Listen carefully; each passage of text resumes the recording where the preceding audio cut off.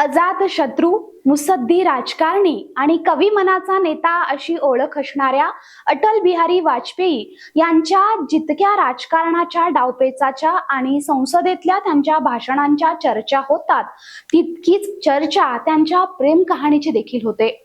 ज्या वेळी भारतीय राजकारण्यांच्या प्रेम कहाण्यांचा विषय निघतो, तेव्हा तेव्हा जगावेगळ्या वाजपेयी यांच्या 40च्या दशकात फुलणाऱ्या या प्रेम कहाणीची आठवण येते आणि मग असंख्य प्रश्न पडतात.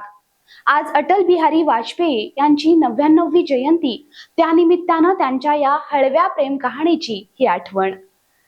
वाजपेयी यांच्यासारखा कवी मनाचा मात्र राजकारणाच्या पटलावर तितकाच कणखर असलेला या नेत्याच्या मनात नेमकं कोण होतं? कसा सुरू झाला असेल त्यांच्या प्रेमाचा प्रवास? राष्ट्रीय स्वयंसेवक संघ आणि भाजप सारख्या पक्षात राहून देखील कसं सांभाळलं असेल आपलं हे खासगी आयुष्य, आणि नेमकी कशी होती भारतीय राजकारणातली जगावेगळी ही अटल प्रेम कहाणी, बघूया बखर लाईव्हच्या या व्हिडिओच्या माध्यमातून. नमस्कार, मी भाग्यश्री आणि आपण पाहत आहात बखर लाईव्ह.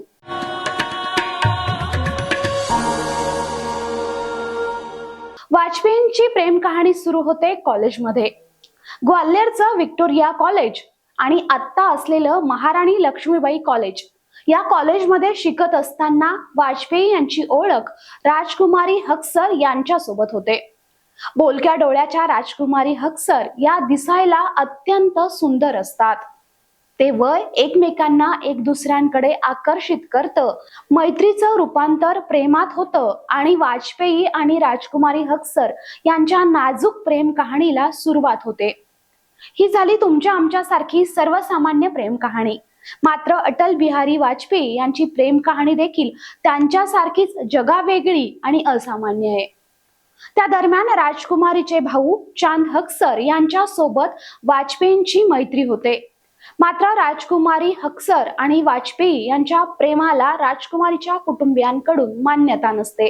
ज्यावेळी त्यांच्या लग्नाचा विषय निघतो, तेव्हा शिंदेच्या छावणीत राहणारा आणि रोज RSSच्या शाखेत जाणाऱ्या वाजपेयींना राजकुमारीचं कुटुंब लग्नासाठी नाकारतं. पुढे राजकुमारी यांचा विवाह दिल्लीच्या रामजस कॉलेजमधील प्राध्यापक ब्रिज नारायण कौल यांच्यासोबत होतो आणि दोघंही आपापल्या आयुष्यात पुढे जातात.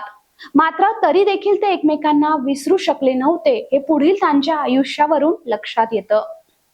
पुढे वाजपेयी राजकारणात स्थिरावतात आणि दिल्लीत खासदार म्हणून येतात. त्यावेळी पुन्हा एकदा राजकुमारीशी वाजपेयी यांच्या भेटीगाठी वाढू लागतात. पुन्हा एकदा नव्या नात्याला सुरुवात होते. त्यावेळी राजकुमारी या वैवाहिक असतात. नंतर वाजपेयी यांना दिल्लीत मोठं सरकारी घर मिळतं. त्यावेळी राजकुमारी कौल यांचे पती ब्रिज नारायण कौल आणि त्यांच्या मुली वाजपेयी यांच्या घरी राहायला येतात. त्यांच्या घरी सर्वांसाठी वेगळ्या खोल्या होतात. 80च्या दशकात दिलेल्या एका मुलाखतीत राजकुमारी कौल यांनी वाजपेयींसोबत त्यांचे दृढ संबंध असून फार कमी लोक ते समजू शकतील असं मान्य केलं होतं. वाजपेयी आणि मला माझ्या पतीला कधीही या नात्याबाबत स्पष्टीकरण द्यावं लागलं नाही.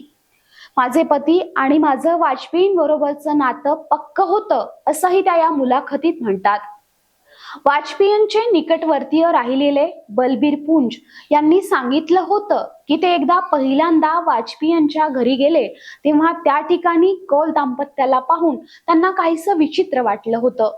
पण त्यांच्यासाठी ही सामान्य बाब असल्याचं लक्षात आल्यानंतर त्यांनी याबाबत विचार करणं सोडलं, असं अटल बिहारी वाजपेयी यांच्या चरित्राच्या लेखिका आणि प्रसिद्ध पत्रकार सागरिका घोष यांनी BBC मराठीला दिलेल्या एका मुलाखतीत सांगितलं. ही अलिखित प्रेम कहाणी सुमारे 50 वर्ष चालली आणि ती लपवण्यातही आली नाही, पण तिला काही नावही मिळालं नाही. भारताच्या राजकारणात कदाचित प्रथमच पंतप्रधानांच्या सरकारी निवासस्थानी अशी व्यक्ती राहिली असेल, ज्या व्यक्तीला प्रोटोकॉलमध्ये स्थान देण्यात आलं नाही, पण त्यांची उपस्थिती मात्र सर्वांना मान्य होती. असं वाजपेयींच्या हार नहीं मानूंगा नावाच्या चरित्रात विजय त्रिवेदी यांनी लिहिलंय.